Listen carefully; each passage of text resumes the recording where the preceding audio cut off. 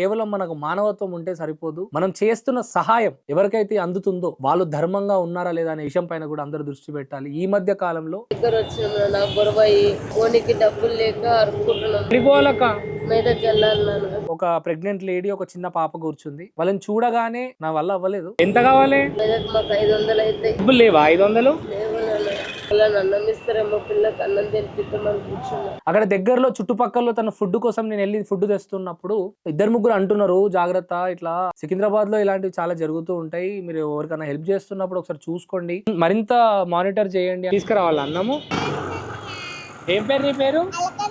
నాకు ఒకటే అనిపించింది, నేను చేస్తున్న సహాయం వారికి చాలా చిన్నదే. ఒకవేళ నిజంగానే తను ఫ్రాడ్ అయ్యి నిజంగానే నా దగ్గర డబ్బులు దోచుకున్నా, నేను మోసపోయేది స్మాల్ అమౌంట్ మాత్రమే. కానీ తను ఫ్రాడ్ ఏమో అనుకొని నన్ను తనకు సహాయం చేయకుండా ఉంటే, ఒకవేళ నిజంగా తను ప్రాబ్లం లోనే ఉండుంటే, సో నోటి దాకా ముద్ద పోయి దూరం వెళ్ళిపోయినట్టుగా ఫీలింగ్ అనిపించింది.